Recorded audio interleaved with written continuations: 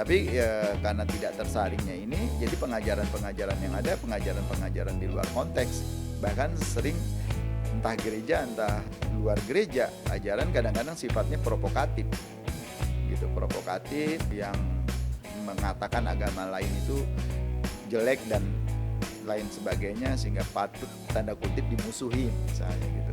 Jadi ini yang sering terjadi gitu. Ya memang mungkin juga pengaruh ini sih ya, pengaruh media sosial ya. Kan sekarang dunia kita memang dunia tanpa batas, global, dunia digital di mana apa saja bisa masuk. Berita, ajaran apa saja tidak bisa tersaring sih memang gitu.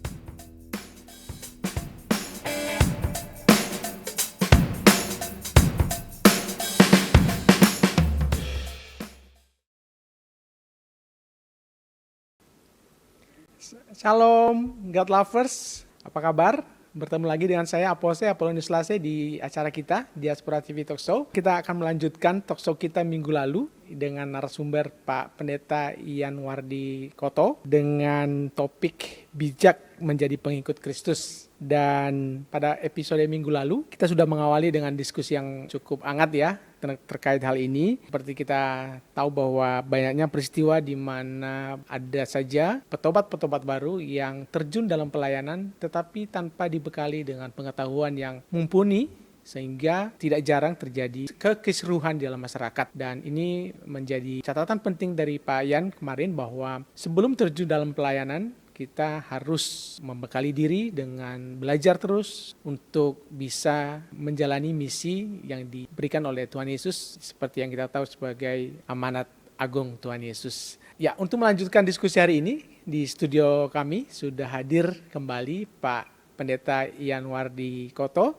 Selamat siang Pak Yan. Selamat siang, salam Pak Salam. Apose. Terima kasih sudah hadir lagi di Diaspora TV. Sebelum kita mulai kita berdoa dulu ya Pak.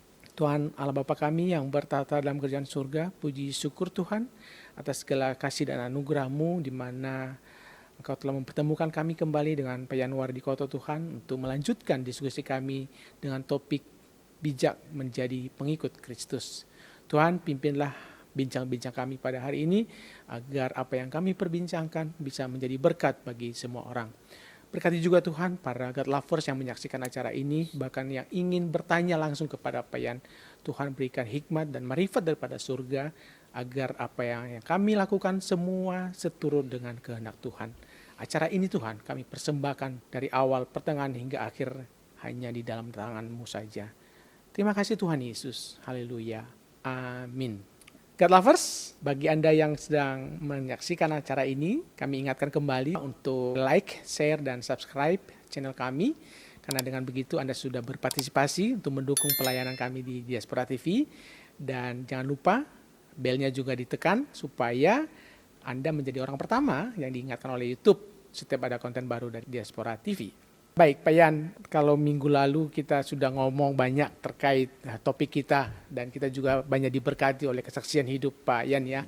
Mengawali episode kali ini sesuatu hal yang terlupakan di episode pertama tentang anak-anak. Kalau nggak salah ada 4 orang ya Pak ya? Iya betul. Bisa cerita sedikit Pak tentang anak-anak? Ya puji Tuhan, kami dikaruniai 4 orang anak, laki-laki semua. Seperti di layar ini, foto ini, anak kami yang paling besar yang baju putih itu, Ezra namanya, Ezra Ken Elion. Saat ini masih menyelesaikan skripsi di psikologi Ukrida. Ya puji Tuhan, ini lahir, tumbuh ketika masa-masa kecil kami sedang menghadapi pergumulan di Padang. Lalu anak saya yang kedua di sebelah baju kuning itu, anak kedua, ini anak berkat, anak yang luar biasa. Karena ketika terjadi kasus saya harus dipenjara di Padang tahun 99 itu, dia sedang dikandung 6 bulan dalam kandungan istri saya. Harus lahir 7 bulan prematur karena penjara di mana tempat saya harus belajar itu terbakar. Terus diberita di TV, di koran secara nasional diberitahukan bahwa korban dari LP terbakar itu ada sekitar 42. Jadi istri saya cemas, takutlah suaminya mungkin jadi korban, terjadi kontraksi. Jadi anak saya yang kedua ini terpaksa harus lahir, namanya Hizkia. Hizkia Ken Elia gitu. Lalu sebelahnya anak kami yang Hizkia kuliah di UNAS, ngambil jurusan sastra Inggris. Lalu yang ketiga Jedekia, Ini juga berkat Tuhan lahir ketika saya masih dalam menjalani proses di penjara. Jedekia, namanya Jedekia Ken El Gibor. Sekarang kuliah di UI, ngambil sastra budaya. Yang paling bungsu baju merah ini namanya Jakaria.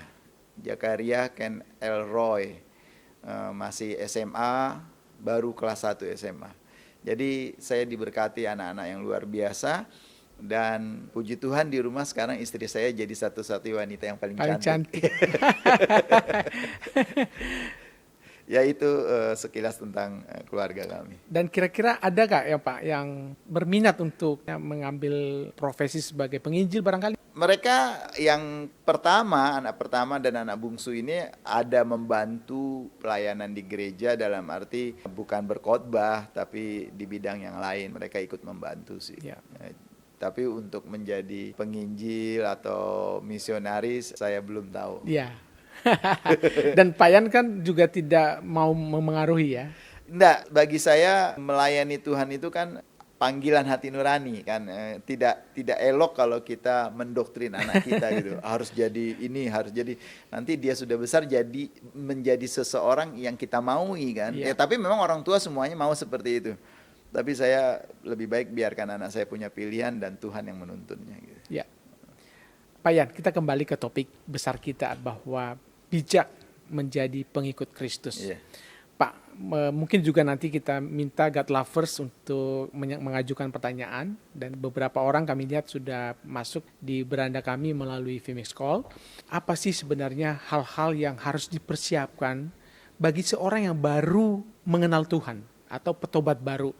Apa hal yang penting untuk dipersiapkan supaya bisa menghindarilah fenomena-fenomena yang seperti kita perbincangkan minggu lalu? Sebenarnya siapapun dia, apapun latar belakangnya, ketika dia menjadi orang percaya kepada Yesus Kristus, menjadi pengikut Yesus Kristus, dia adalah bayi pada dasarnya. Siapapun dia dulu dimanapun apapun latar belakangnya, karena dulu dia tidak mengenal Kristus, dia tidak mengenal firman Tuhan yang benar dan lain sebagainya. Ketika dia bertobat menerima Tuhan Yesus, dia adalah bayi. Bayi artinya memang harus diberi nutrisi yang baik, harus diajarkan, artinya diasah, diasih, diasuh dengan cara-cara yang baik.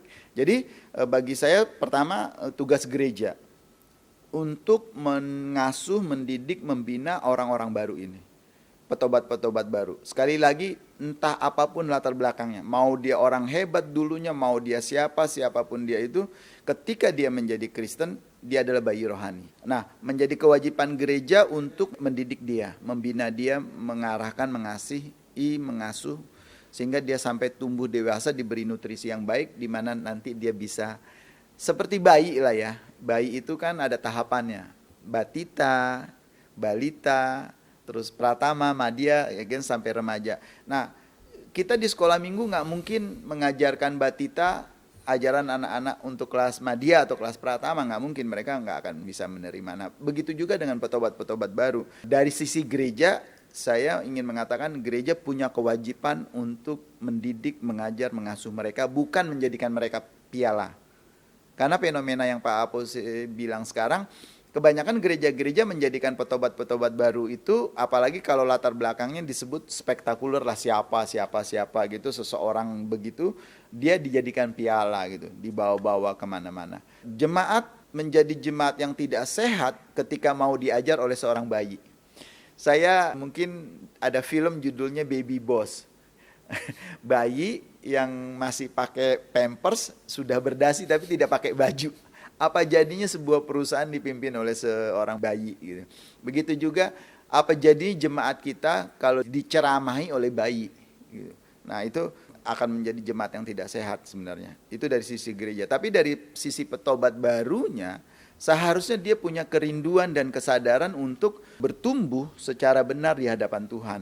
Nah, ketika dia percaya kepada Yesus, dia harusnya menyadari bahwa dia bayi yang perlu belajar. Bukan bayi yang mau mengajar gitu.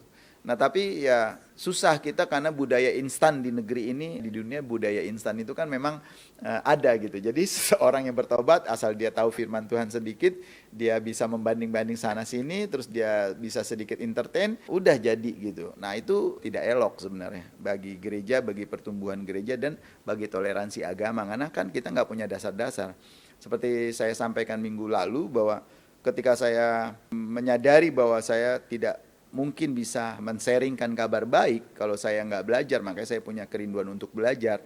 Kenapa? Ketika kita kuliah, ketika kita ke sekolah, sekali lagi sekolahnya harus sekolah yang baik ya. Saya ingat kenapa sekarang Depak mengeluarkan aturan-aturan kayak BAN PT itu, Badan Akreditasi Nasional Perguruan Tinggi. Karena pada tahun 2000 atau 2005 gitu saya membaca sebuah berita, STT di Indonesia itu lebih dari 2000. Dan kebanyakan STT yang STT gitu. Nah, bayangkan cuma belajar setahun 2 tahun saudara dapat gelar STT. Bahkan ada belajar cuma sebulan 2 bulan dapat gelar doktor misalnya. Itu mau jadi orang yang macam apa mengajar kayak gitu. Ya. Jadi Pak Apo saya sih berpikir orang petobat-petobat baru itu dari segi gereja punya tanggung jawab untuk mengajar, mendidik, mengasuh, mengasihi dia agar dia tumbuh secara sehat. Dari dirinya petobat-petobat baru itu dia harus menyadari bahwa dia tidak tahu apa-apa. Karena dia mati ketika dibaptis, dia mati di dalam Kristus dan dia bangkit dengan tubuh yang baru, pikiran yang baru. Seperti Paulus katakan, aku melupakan apa yang ada di belakangku. Bahkan secara ekstrim dia bilang semuanya itu kuanggap sampah. Paulus bilang, mau ngomong apa? Saya dari suku Benyamin. Alirannya sekte saya adalah Parisi. Saya diajar sama orang hebat, namanya Gamaliel. Dan saya pernah sampaikan di khotbah minggu, satu-satunya manusia yang dapat lisensi untuk membunuh itu Paulus. Tapi Paulus bilang itu bukan kebanggaanku, itu semua sampah. Sekarang aku mengarahkan diriku kepada tujuan di mana Kristus ada, di mana hadiah menantiku. Nah, seharusnya petobat-petobat baru berpikir seperti itu. Jadi belajar. Paulus itu belajar dan belajar di sekolah yang terbaik. Itu gurunya itu Gamaliel. Jadi untuk orang Yahudi pada masa itu Gamaliel itu adalah yang terbaik gitu, rabi yang terbaik. Nah, makanya akan menjadi heran orang-orang zaman sekarang cuma tahu sedikit firman Tuhan. Tapi ya banyak juga sih teman-teman yang baik, yang hebat, yang bagus dan mengerti gitu. Tapi ya banyak juga yang sedikit-sedikit agak fenomenal ya. Fenomenal ya Pak ya. Gitu. Dan mungkin juga ini bisa jadi tadi ada gejala gereja memberi panggung ya Pak ya. Seperti yang Bapak sampaikan. Dan pertanyaan selanjutnya adalah apakah para petobat baru ini wajib nggak sih mencari lembaga gereja untuk bertumbuh Pak? Kan kadang-kadang bahkan beberapa teman saya yang sampai sekarang sejak dia menerima Tuhan Yesus dan dia kan dilayani oleh pribadi Pak, tidak dinaungi oleh sebuah gereja. Menurut Bapak gimana Pak? Nah itu tadi seperti tadi saya bilang, gereja itu kan pada dasarnya adalah keluarga. Kita lihat di prinsip Kisah Para Rasul 2 ya, ayat 42. Tiap-tiap hari orang-orang baru itu berkumpul untuk berdoa dan mendengarkan ajaran rasul-rasul lalu memecah-mecah roti. Artinya setiap orang harus berkumpul dalam satu wadah, di mana di situ dia akan memiliki orang tua rohani, kakak rohani, pembimbing-pembimbing rohani, dan dia dilingkungin oleh keluarga-keluarga rohani dia gitu. Nah kalau dia tidak bergabung, tidak berkumpul di dalam satu lembaga gereja, bagaimana dia bertumbuh? Pak Apose, bagaimana mungkin kita bisa belajar mengasihi kalau kita tidak berkumpul di lingkungan keluarga Kristen misalnya? Keluarga gereja di warga. Jadi seseorang itu harus benar, dia harus bertumbuh, berakar di satu gereja. Harus. Kalau enggak, nanti saudara kita akan jadi orang liar. Pemberita-pemberita Injil yang tidak berada di bawah lembaga apapun, dia akan menjadi liar. Gitu. Atau bisa juga sih, karena memang enggak ingin, karena masalah lain, mungkin masalah materi dan lain, bisa juga saya mau jalan sendiri. Gitu. Tapi idealnya mestinya harus di gereja. Makanya mengapa gereja itu penting punya sel group misalnya. Sel-sel grup gini, sel-sel kecil inilah yang akan membina orang-orang baru itu untuk bertumbuh. Dan orang-orang baru itu bisa belajar di situ. Baik. kelihatannya ada beberapa God lovers yang ingin bertanya Pak Yan. Salah satunya ada Riana Huta Barat di Jakarta. Halo, Halo, selamat Halo, siang. Salam. Kak Ya. Aku Ya, sih langsung saja pertanyaannya Kak Riana. di masa lalu ya, mungkin sampai akhir tahun 90-an. Dalam pergaulan kita tuh suka merasa tuh kita berbeda dengan saudara-saudara muslim kita.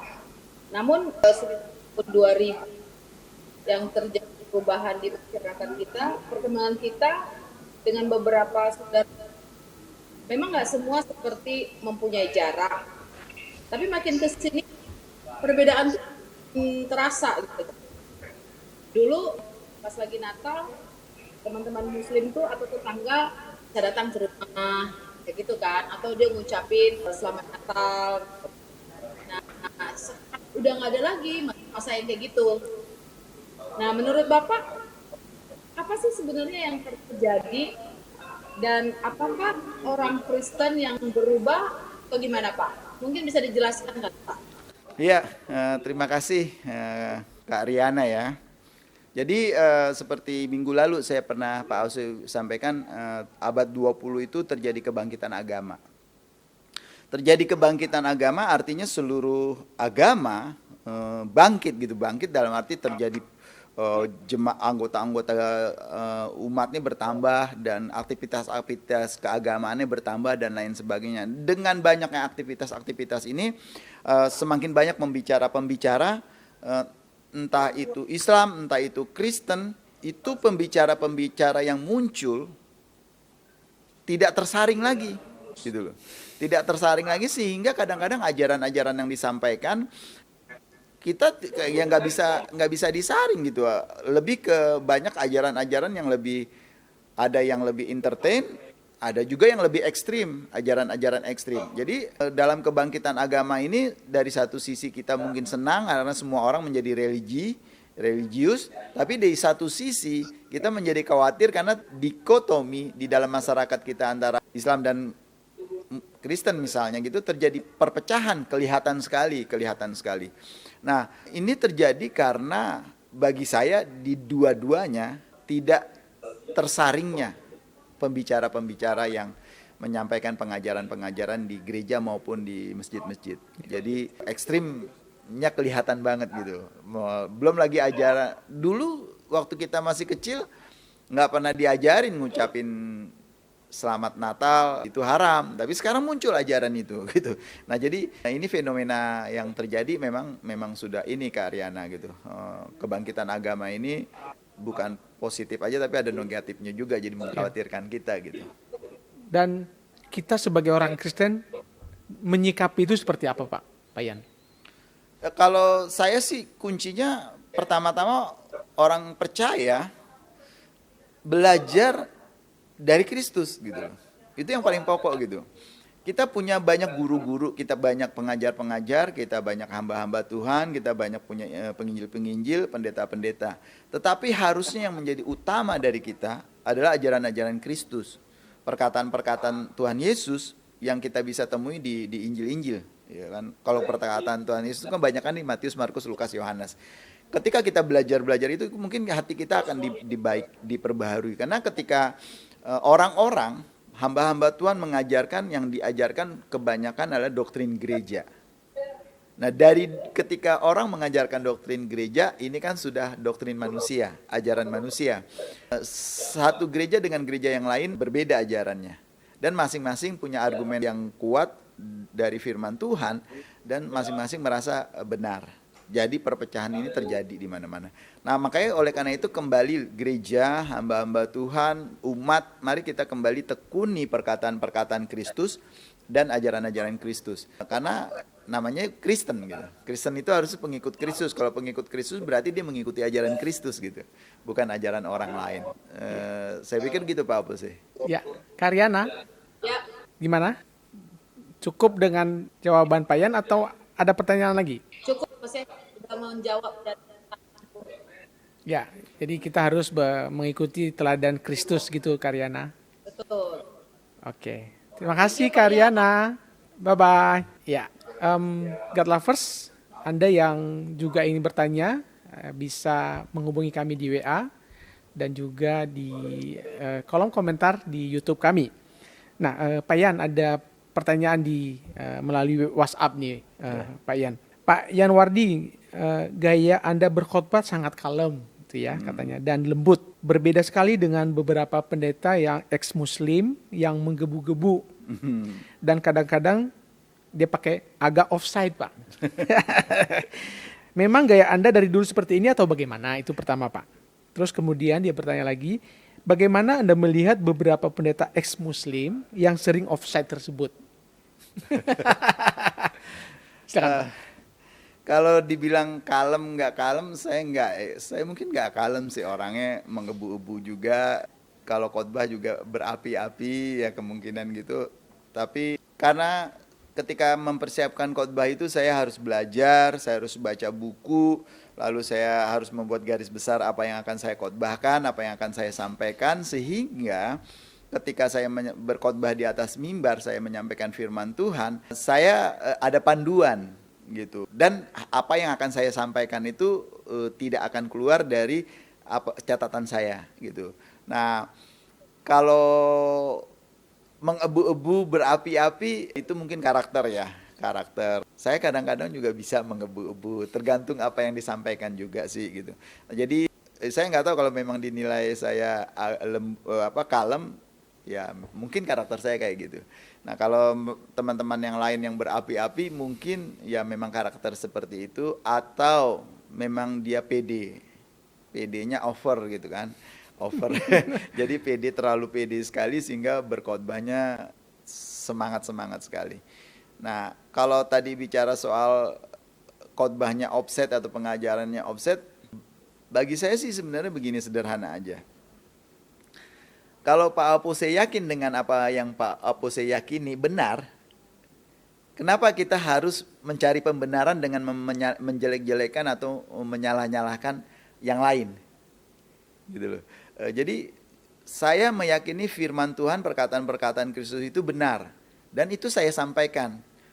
Saya yakin sekali menyampaikan itu, dan saya nggak perlu menyalah-nyalahkan atau membanding-bandingkan dengan yang lain gitu. Sehingga keluar dari jalur gitu kan. Terus yang kedua gini, firman Tuhan itu, Alkitab itu harus dipelajari, dan kita harus menyampaikan firman Tuhan itu, kita harus memahami ketika firman Tuhan itu disampaikan pada penerima pertama pada masa lalu itu dalam kondisi yang bagaimana, konteksnya bagaimana, terus yang menyampaikan, misalnya Tuhan Yesus ketika itu berbicara, misalnya ketika dia berkhotbah di bukit, dia merubah roti dan ikan untuk 5.000 orang lebih. Konteksnya bagaimana, kalau kita sudah tahu, waktu kita berkhotbah di mimbar, saya pikir kita tidak akan keluar dari konteks yang sesungguhnya terjadi dan apa yang Tuhan ingin sampaikan. Karena ada banyak orang, karena dia nggak memiliki dasar yang kuat ya Pak Apose ya. Jadi seperti tadi saya bilang, petobat baru, masih bayi, udah langsung menyampaikan firman Tuhan, jadi sehingga nggak tahu konteksnya bagaimana, ayat-ayat yang dia sampaikan cuma ngambil per topik, kadang-kadang per ayat, lalu disampaikan terus disesuaikan dengan kesaksian atau pengalaman-pengalaman. Nah, itu seharusnya menyampaikan firman Tuhan bukan begitu gitu. Tapi apa yang tertulis di situ, kita lihat budayanya, latar belakangnya, pendengar pertamanya apa, konteks yang disampaikannya itu, kejadiannya apa, sehingga kita bisa sesuai dengan arah itu gitu. Dan yang paling penting sekali, Kristus datang ke dunia itu kan untuk menyampaikan kabar damai, ya kan. Bahkan ketika di Matius 28 dia menyampaikan kepada muridnya, pergilah ke seluruh dunia, jadikan semua bangsa muridku, dan perkataan Kristus apa? Ajarlah mereka hal-hal yang seperti hal-hal yang telah kuajarkan kepadamu. Jadi kita pergi ke seluruh dunia, pergi mengabarkan Injil, mengabarkan apa yang sudah diajarkan Kristus gitu loh. Nah, ketika kita memiliki kesadaran itu, kita nggak akan melenceng, kita nggak akan offset sebenarnya sih. Menurut saya sih itu, oleh karena itu penting sekali sih kita belajar Alkitab tuh didalami, kita harus tahu sejarah budayanya, sehingga kita nggak nggak melenceng. Apalagi mengikuti ajaran-ajaran manusia, doktrin-doktrin gereja dan lain sebagainya, itu kan akan membuat kita semakin jauh dari apa yang Tuhan inginkan sebenarnya gitu. Ya. Bagi seorang pendeta itu makna naik mimbar itu atau naik altar itu untuk memberitakan firman Tuhan itu sebenarnya seperti apa sih Pak untuk seorang pengkhotbah? Ketika saya misalnya di atas diminta untuk menyampaikan firman Tuhan di atas mimbar, artinya saya mewakili Tuhan yang punya firman. Saya menjadi corongnya Tuhan untuk menyampaikan firman itu. Jadi firman yang saya sampaikan adalah firman Tuhan. Seharusnya kreditnya itu diberikannya kepada Tuhan. Tuhan yang punya dan lain sebagainya. Oleh karena itu bagi saya penting sekali ketika kita naik mimbar, saya mewakili sesuatu yang mulia, saya mewakili sesuatu yang agung, sehingga tidak boleh saya sembarangan. Misalnya dalam penampilan, misalnya pakai baju, ya pakailah pakaian yang pantas dan selayaknya. Kalau di Indonesia misalnya Pak Apose atau God's Lover tahu duta besar, kita belum pernah lihat duta besar pakai baju rombeng-rombeng misalnya. Tapi dia akan tampil dengan baik. Kenapa? Karena dia mewakili negaranya. Nah, ketika saya di mimbar, saya mewakili Tuhan yang luar biasa itu untuk menyampaikan perkataan-perkataan Tuhan kepada umatnya. Jadi saya harus, dan jangan ngambil kredit apapun dari apa yang saya sampaikan itu. Karena makanya kadang-kadang doa seorang pendeta, Tuhan sembunyikan saya di balik salibmu. Biarlah apa yang menjadi keinginan Tuhan sampai kepada umat Tuhan. Jadi kalau kita sadar itu, ya kita tahu gitu, ketika jemaat dipuaskan dengan firman yang disampaikan itu ya untuk Tuhan, bukan untuk kita gitu. Jadi bagi saya ketika kita naik mimbar, mungkin berkhotbah, mungkin jadi WL, mungkin jadi singer, ingatlah bahwa kita mewakili Tuhan yang Maha Kuasa gitu. Jadi bersikap, berpakaian, berpenampilan yang proper lah gitu, yang layak gitu. Gitu Pak Fauzi. Dan ketika pengertian dan pemahaman itu ada, maka mungkin tadi yang istilahnya offside itu bisa dihindari ya Pak? Bisa. Mimbar itu ya, kalau secara ekstrim kita bilang di atas mimbar itu hadirat Tuhan ada. Kalau kita untungnya puji Tuhan kita hidup di zaman anugerah. Kalau kita hidup di zaman para rasul atau kita hidup di zaman perjanjian lama, orang sembarangan di atas mimbar langsung mati ya kan? Iya betul. Iya kan? Dulu di bait suci aja orang masuk ke ruang Maha Kudus nggak boleh, yang harus masuk itu imam.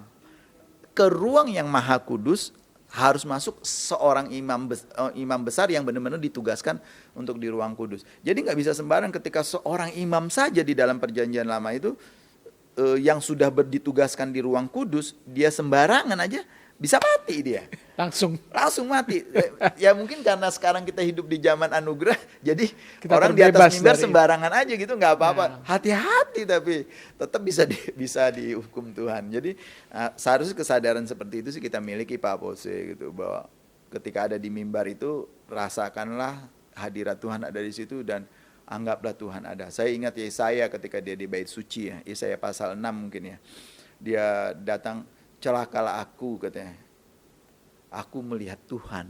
Karena ketika dia berdoa kan Tuhan turun kan, dan bait suci bergoyang katanya kan. Dan si Yesaya, Nabi Yesaya berkata, celakalah aku seorang najis bibir yang hidup di tengah-tengah bangsa yang najis bibir, aku melihat Tuhan. Jadi Nabi Yesaya aja merasa, itu belum di mimbar, dia di bait suci, dia merasakan hadirat Tuhan aja dia takut. Tapi orang zaman sekarang mungkin karena hidup di zaman anugerah merasa ini, jadi kadang-kadang tidak terlalu ini gitu. Nah itu kita perlu sadari sih, khususnya kita yang melayani di atas mimbar.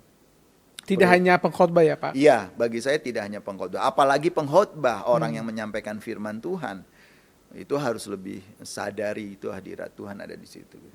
Ya. Beralih ke pertanyaan selanjutnya, nih ada pertanyaan baru lagi Pak Yan. Bagaimana Anda melihat toleransi beragama di Indonesia sekarang ini? Ini agak hampir sama-sama tadi dengan kalau nggak salah Ibu Riana ya. Atau jika dibandingkan dengan masa lalu? Iya, tadi seperti pertanyaan Bu Riana tadi, bahwa memang terjadi polarisasi ya, kehidupan beragama di Indonesia saat ini memang benar-benar terpecah ya gitu. Khususnya di kota-kota besar. Kalau di daerah sih saya pikir masih ada lah ya toleransi beragama. Misalnya kayak di salah satu desa di Sumatera atau di Jawa, bagaimana kalau Lebaran orang Kristen bisa datang Lebaran, orang kalau Natal orang Islam bisa datang ke Natalan. Di beberapa daerah di Sumatera atau di Jawa masih ada, tapi di desa banget. Kalau di kota-kota besar karena sudah dipengaruhi oleh ajaran-ajaran yang tadi saya bilang tidak tersaring dengan baik oleh lembaga. Sebenarnya kan setiap ini seperti di Islam ada lembaga dakwah misalnya. Itu harusnya lembaga itu menjadi lembaga yang menyaring ya, pembicara-pembicara. Atau ada lembaga MUI misalnya, itu kan bisa jadi lembaga. Kalau kita ada gereja, ada PGI misalnya, seharusnya ini bisa menjadi PGI atau PGLI atau lembaga-lembaga gerejawi lainnya yang aras itu bisa menyaring pengkhotbah-pengkhotbah gitu, sehingga bisa menyampaikan ajaran-ajaran yang memang seharusnya sebagaimana layaknya ajaran yang ada di kitab suci kita gitu. Tapi karena tidak tersaringnya ini, jadi pengajaran-pengajaran yang ada, pengajaran-pengajaran di luar konteks. Bahkan sering entah gereja, entah luar gereja, ajaran kadang-kadang sifatnya provokatif. Gitu, provokatif yang mengatakan agama lain itu jelek dan lain sebagainya sehingga patut tanda kutip dimusuhin misalnya gitu. Jadi ini yang sering terjadi gitu. Ya memang mungkin juga pengaruh ini sih ya, pengaruh media sosial ya. Kan sekarang dunia kita memang dunia tanpa batas, global, dunia digital di mana apa saja bisa masuk. Berita, ajaran apa saja tidak bisa tersaring sih memang gitu. Orang gampang dengan mudah mendapatkan ajaran-ajaran yang kita anggap misalnya bukan ajaran yang benar lah gitu. Jadi sehingga itu bisa mempengaruhi juga.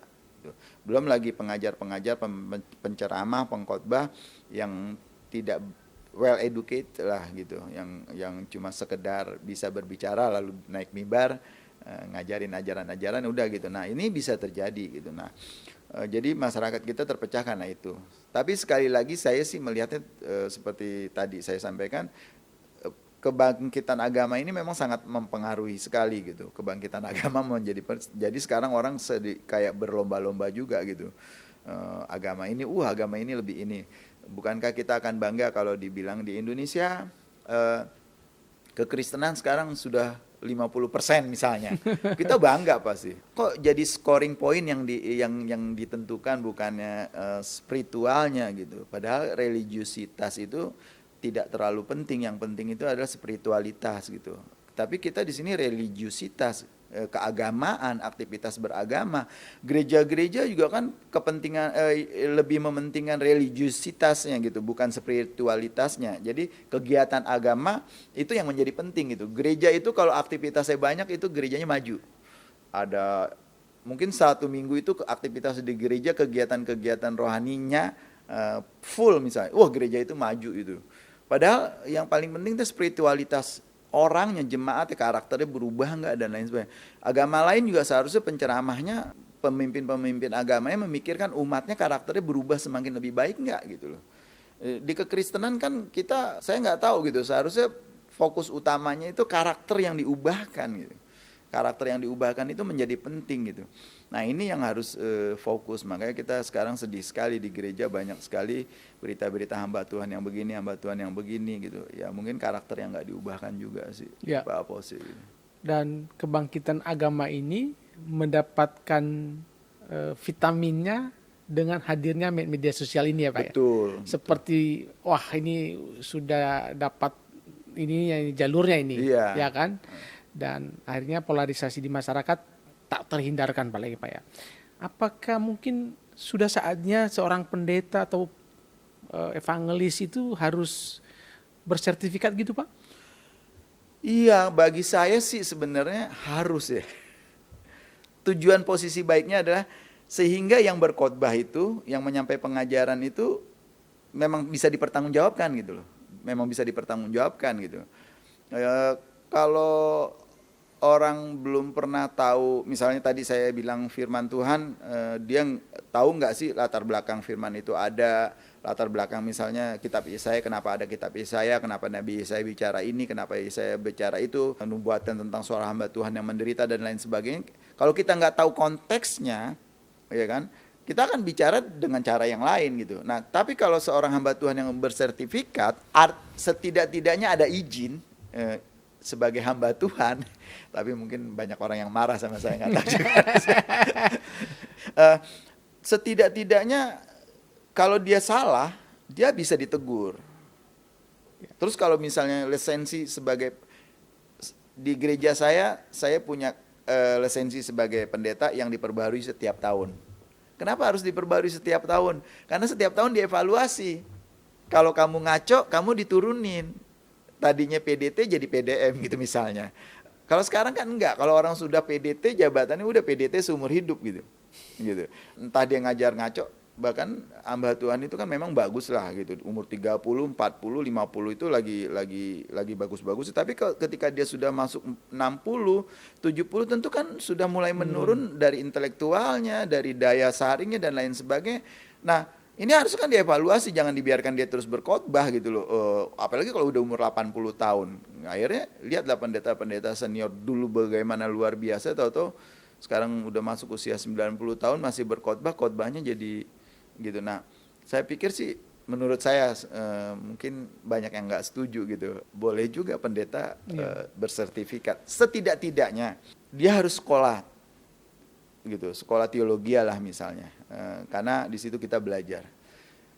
Di sekolah teologi kita akan belajar psikologi juga, kita akan belajar spiritual formation juga, kita akan belajar bagaimana pengenalan diri.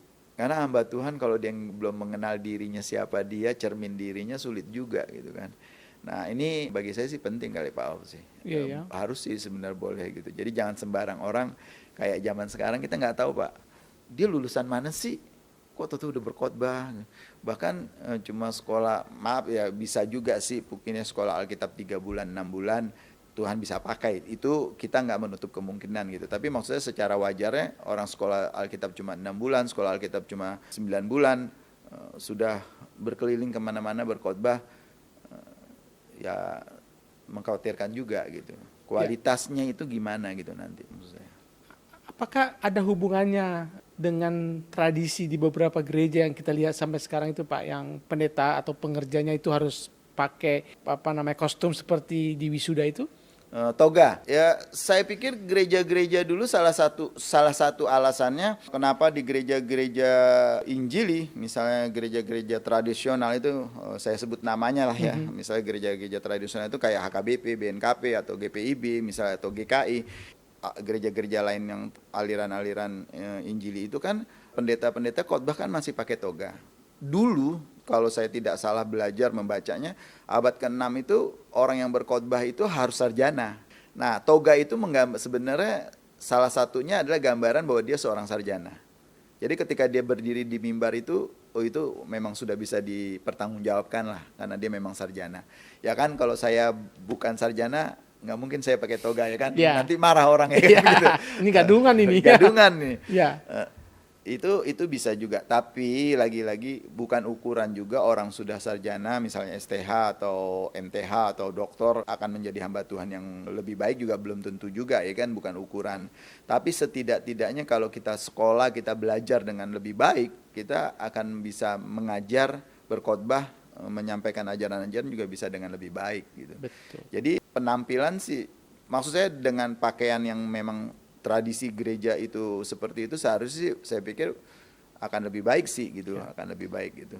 Artinya kan ini menguatkan tesis kita bahwa itu perlu sertifikasi. Kalau saya di posisi Pak Yan mendukung itu, dan kalau misalnya itu Pak Yan, usul ini diperjuangkan lah katakan dalam tanda petik, itu lembaga mana yang bisa mengeluarkan sertifikasi itu Pak? Seharusnya kan kayak kita punya PGI, kita punya PGLII, terus kita punya apa lagi tuh yang lembaga aras gereja kan. Seharusnya dia bisa, atau sinode gereja. Nah, kalau sinode gereja, kalau gereja-gereja tertentu kan saya tahu banget, dia kalau belum S1 dalam hal ini STH, sarjana teologi, dia tidak mungkin dipendetakan. Misalnya gereja-gereja yang saya sebut tadi, gereja-gereja aliran Injili ini kan, kita sebut gereja-gereja Protestan lah ya. Itu kan ketika seseorang mau dipendetakan itu syarat utamanya dia harus sekolah teologi ya, di tempat sekolah di STT yang memang gereja itu akui gitu loh. Sehingga ketika dipendetakan ya kualitasnya sesuai dengan apa yang gereja itu harapkan. Nah, seharusnya sih seperti itu gitu kan. Cuma kan ya nggak tahu saya sih gitu. Jadi sinode juga bisa kalau di tempat saya pelayanan, gereja saya melayani, kita ada sertifikat. Lalu setiap tahun kita punya kartu yang itu selalu diperbarui setiap tahun. Nah, kan tuh sinode mengevaluasi ini hamba Tuhan masih bisa melayani dan lain sebagainya. Jadi saya pikir Pak Apose tanya lembaga mana yang berhak mengeluarkan. Kalau secara nasional mungkin PGI, PGLI ya kan, mungkin ya kan. Nah, karena di dalam situ kan, di dalam aras gereja ini kan dia ada departemen-departemennya. Saya pikir bisa juga, atau sinode gereja.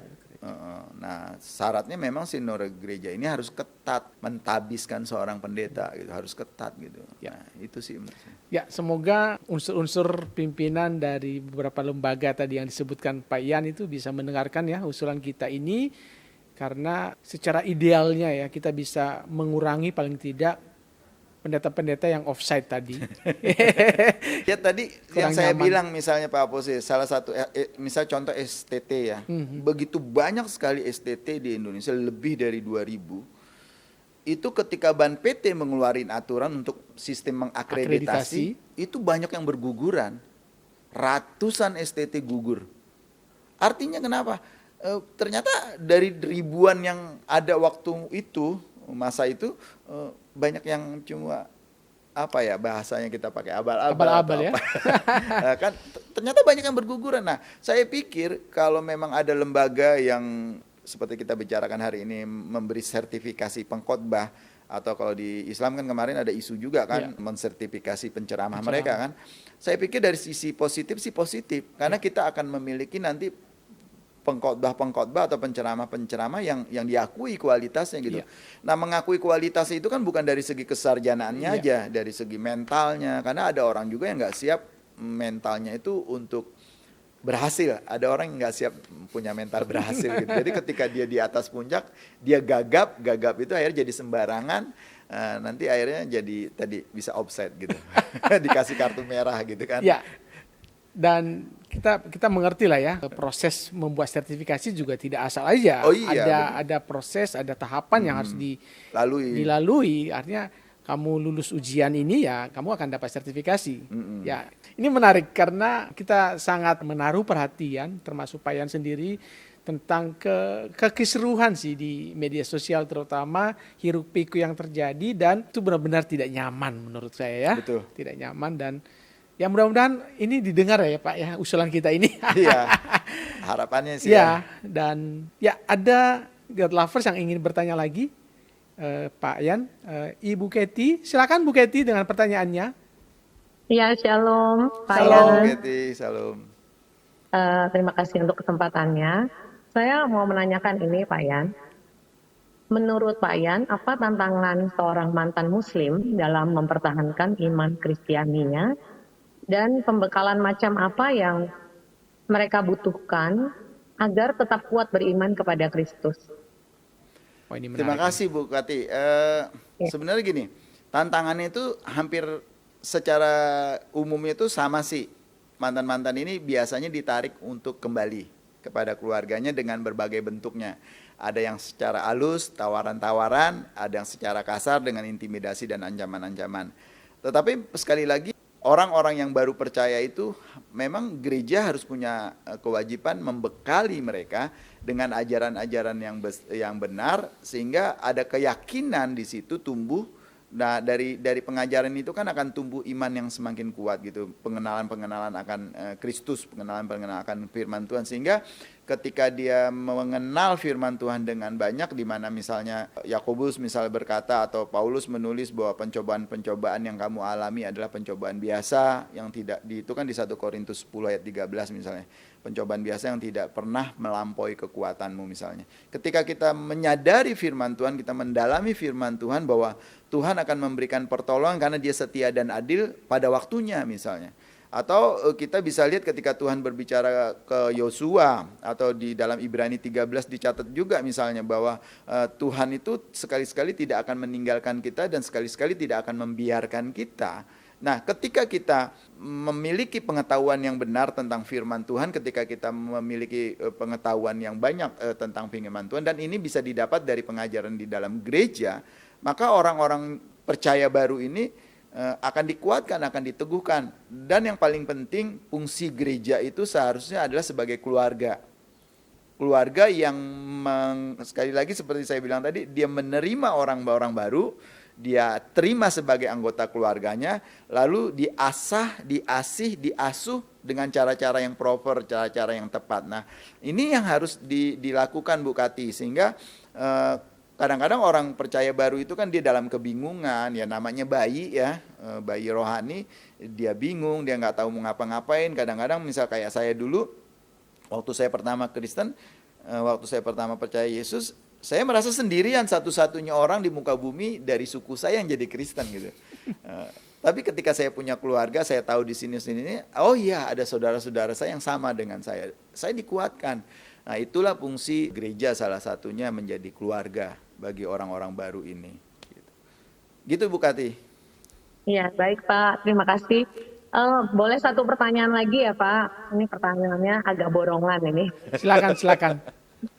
Iya. Ada pendapat beberapa pendeta mantan muslim itu kita ketahui sering kali jatuh pada masalah wanita. Bagaimana nih Pak pendapat Bapak tentang hal ini?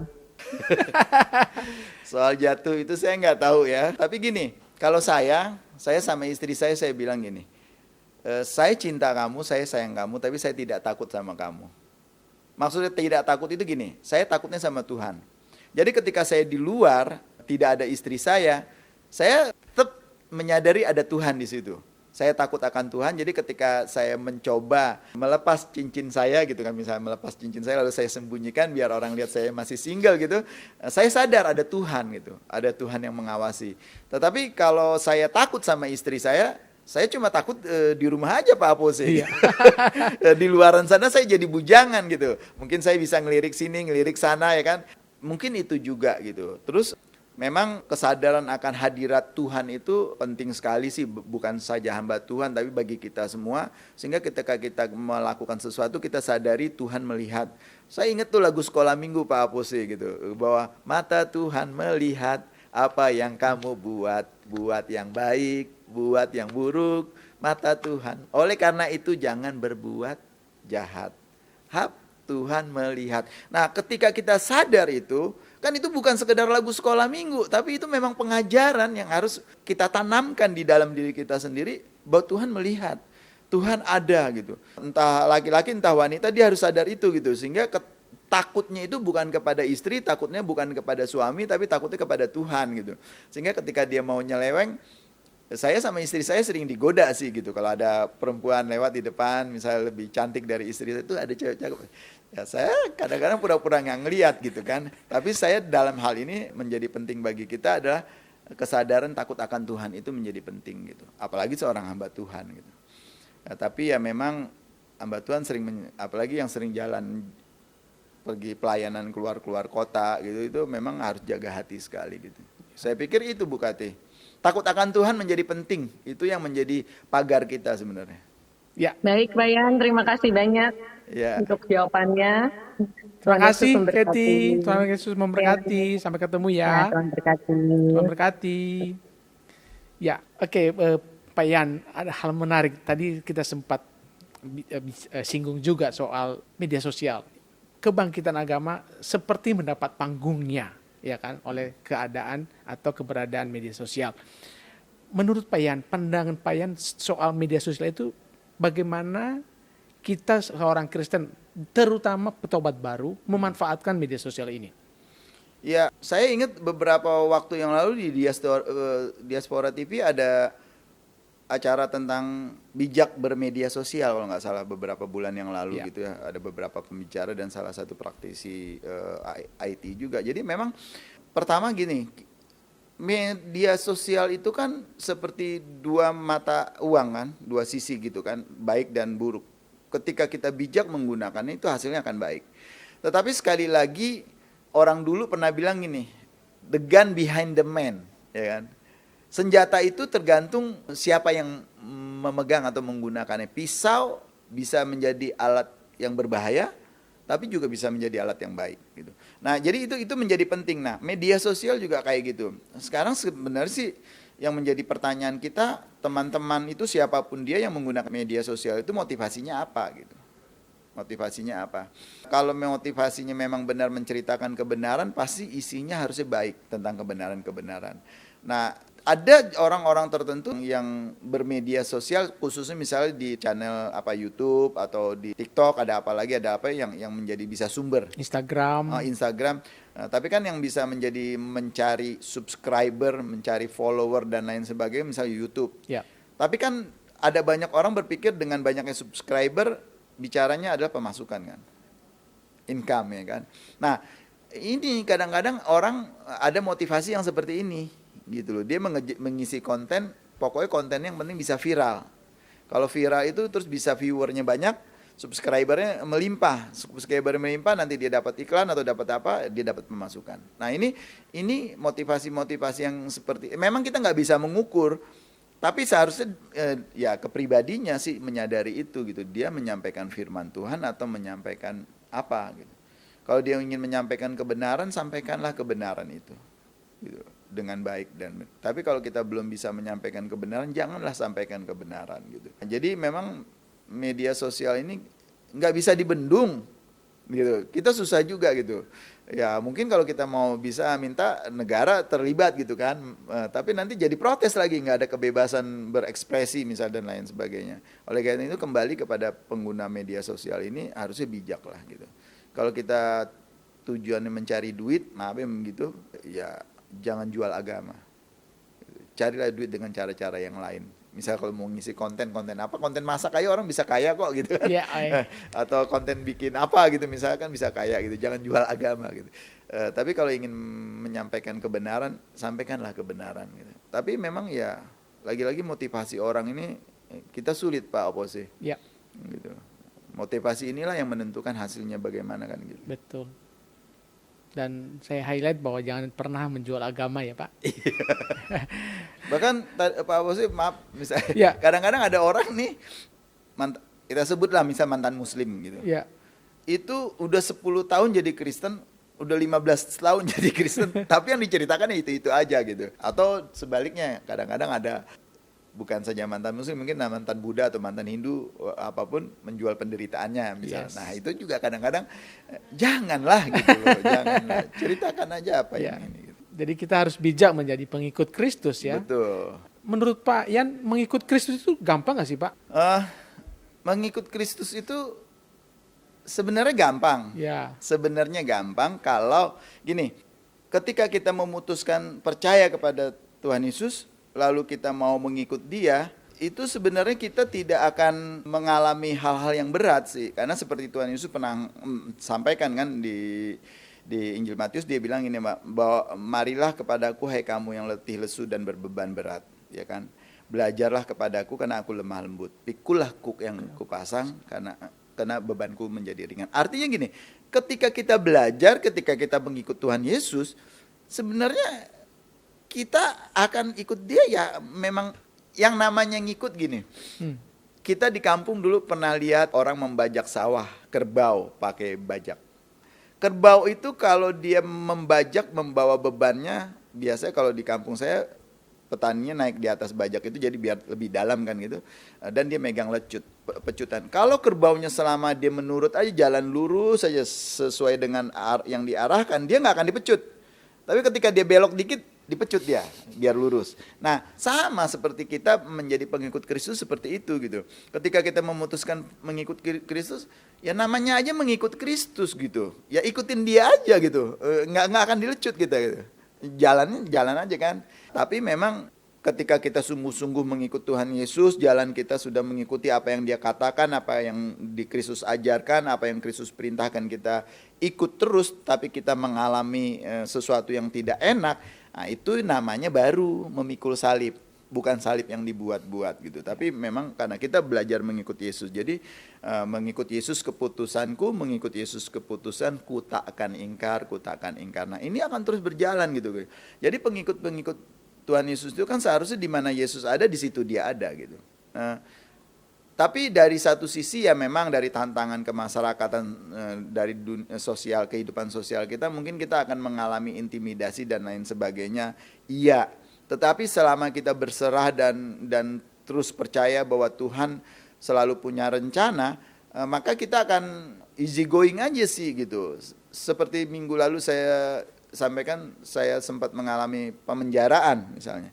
Selama saya divonis 7 tahun, ngejalaninnya 4 tahun 6 bulan. Selama 4 tahun 6 bulan di dalam penjara itu, saya biasa-biasa saja. Minggu lalu istri saya bilang, kalau dia datang ke penjara, istri saya berkunjung setiap hari, nganterin makanan ke saya. Saya senyum, sehat, bahkan saya tambah gemuk di dalam penjara gitu kan. Kenapa? Karena kita percaya, ikut aja bahwa maksud Tuhan pasti baik. Di tengah-tengah penderitaan kita, selama kita tidak berprasangka buruk terhadap Tuhan, kita akan diberi kekuatan kok tanpa kita sadari gitu. Jadi seperti saat sekarang ini, ketika kita berserah penuh kepada Tuhan, jalani saja gitu loh. Apa yang Tuhan memang mau dan Tuhan Tuhan inginkan kita bagaimana, ikuti saja, jangan dilawan gitu. Yang bikin berat jadi orang Kristen itu adalah tidak berjalan sesuai dengan kehendak Tuhan. Nah, makanya kayak kuda bawa delman atau kerbau membajak pasti dilecut gitu. Itu jadi berat gitu. Tapi sebenarnya mengikut Tuhan berat nggak sih? Enggak. Susah nggak sih? Bagaimana caranya kita melihat gitu loh. Kalau dibilang susah. Kalau kita berpikir secara materi, mungkin kita akan merasa kok saya jadi Kristen miskin misalnya. Dulu keluarga saya ketika saya jadi Kristen, mereka berpikir saya diiming-imingin gitu.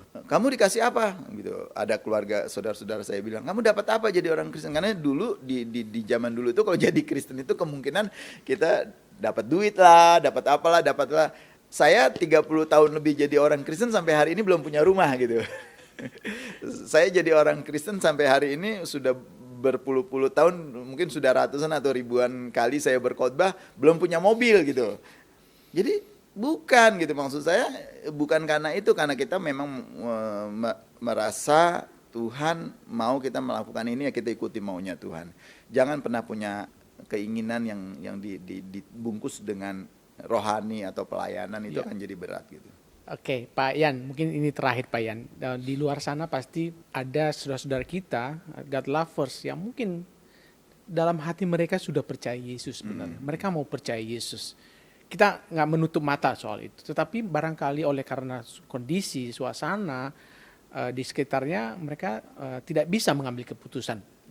Nah, apa pesan Pak Yan kepada mereka yang sekarang mengalami seperti di persimpangan jalan? Silakan Pak. Ya, pertama bahwa kalau kita sudah yakin bahwa mengikut jalan yang ditunjukkan oleh Tuhan Yesus itu adalah benar, karena Tuhan Yesus, misalnya kita bisa ngutip dari Yohanes, Tuhan Yesus berkata, "Akulah jalan kebenaran dan hidup." Akulah jalan yang benar menuju kepada hidup. Ketika kita yakin kepada Injil ini, ketika kita percaya kepada perkataan-perkataan ini, harusnya kita teguh gitu loh. Ambil keputusan gitu. Walaupun mungkin kayak saya tadi saya cerita, waktu saya pertama percaya, saya percaya Yesus itu juru selamat. Saya belum mau mengakui dia Tuhan gitu misalnya. Ya, tapi kan bisa proses kalau itu. Tetapi yang paling penting ketika kita memiliki kesadaran itu, ambil keputusan, jangan buat di persimpangan jalan. Saya punya teman, Pak Apose, pada masa awal-awal saya bertobat, karena dia takut sama keluarganya, dia di rumah masih melakukan ritual agamanya yang lama. Tapi dia bilang di hati saya, Tuhan Yesus, dan ketika saya melakukan urutan ibadah itu, saya menyebut Tuhan Yesus. Tuhan Yesus, Tuhan Yesus. Akhirnya di ujung-ujungnya dia tidak jadi apa-apa, tidak jadi Kristen, dia tetap seperti itu. Nah, ya kita memang bisa bilang bahwa keselamatan itu kan ada di dalam hati dan pribadi. Tapi kan orang yang bertobat, hati kita kalau sudah diperbarui akan mempengaruhi sikap kita. Segala sesuatu yang ada di dalam diri kita kan berubah juga gitu. Jadi untuk teman-teman, saudara-saudara yang saat ini sedang di dalam persimpangan, ambil jalan tegas gitu. Mau percaya Yesus, ikut Yesus apapun yang terjadi. Gitu. Kalau ragu, ya sudah, tinggalkan, jangan pilih Yesus. Gitu aja gitu. Karena keselamatan itu bukan scoring, bukan wah ini 10 orang bertobat, 20 orang bertobat, bukan. Keselamatan itu milik saudara semua. Saudara yang memutuskan untuk percaya atau tidak. Kalau saudara percaya, saudara selamat. Kalau enggak ya saudara risiko sendiri kan gitu. Kita nggak rugi Pak, apa sih? Jadi teman-teman kalau memang udah yakin, teguh, ya udah ambil sikap. Apapun resikonya, ingatlah bahwa Tuhan tidak akan pernah membiarkan kita sendiri dan tidak akan pernah meninggalkan kita sendirian. Apapun dia tetap pasti menjaga kita. Seandainya karena iman kita harus mati, pasti itu izin Tuhan. Itu pasti izin Tuhan. Sebelum media sosial ini, kalau sekarang kan orang berlomba-lomba murtadin dan mualaf gitu. Jadi dulu orang Muslim kalau orang dari agama lain, misalnya agama Kristen atau agama apa jadi Muslim, itu sebutnya mualaf. Terus ketika ada orang-orang Muslim berubah jadi Kristen, orang-orang Muslim menyebut mereka murtadin. Lalu orang-orang ini mengikut bikin kelompok murtadin. Bahkan ada, saya dengar, tahu benar tahu enggak, ada gereja murtadin. Itu bagi saya juga aneh. Nah, tapi sebelum ada sebutan-sebutan itu, kita menyebut orang-orang yang Muslim menjadi latar belakang Muslim menjadi Kristen, kan dalam bahasa Inggris itu jadinya Muslim believer backgrounds. Jadi orang Muslim, orang percaya yang latar belakangnya Muslim. Jadi Muslim believer backgrounds. Itu MBBS itu dulu di dunia penginjilan kita nyebutnya itu. Dan itu istilah itu udah nyaris udah nggak kedengar lagi ya Pak ya? Mungkin di Indonesia enggak, tapi kalau di dunia penginjilan, di pelayanan gereja-gereja teraniaya kita masih pakai. Kan saya dulu sempat melayani di organisasi gereja-gereja yang melayani gereja-gereja teraniaya, lembaga dulu Pak Kongkin, pernah ingat ya. Saya dulu sempat Open Doors. Nah, kita menyebut orang-orang seperti saya ini MBBs, Muslim Believer Backgrounds. Nah, sebenarnya sih saya pikir akan lebih elok kalau kita nyebutnya itu. Karena jujur saya nggak setuju kalau saya disebut murtadin. Murtadin itu secara kasar disebut pengkhianat sebenarnya. Gitu. Orang yang meninggalkan agamanya kan. Saya nggak meninggalkan agama saya gitu. Saya tetap memiliki keyakinan yang benar gitu bahwa Tuhan baik gitu ya. Jadi kurang setuju sih saya kalau disebut murtadin gitu. Ya. Menarik, dan kita sudah berada di akhir acara kita Pak Yan. Sangat luar biasa perbincangan kita, dan semoga apa yang kita bicarakan bisa menjadi berkat juga bagi God Lover ya Pak. Betul. Terima kasih sekali lagi Pak. Terima kasih, sama-sama diberi kesempatan untuk berbagi di sini. Tuhan memberkati kita semua. Tuhan memberkati Pak. God Lovers, demikian tadi perbincangan seru kita dengan hambanya Pendeta Yan Wardi Koto, dan kita sangat diberkati. Dan semoga God Lovers semua mendapatkan berkat yang sama juga. Dan God Lovers, kami atas nama kru Diaspora TV, saya Apose mengucapkan terima kasih atas segala kesetiaan Anda untuk menonton terus acara kami, dan sampai jumpa di lain waktu. Salam.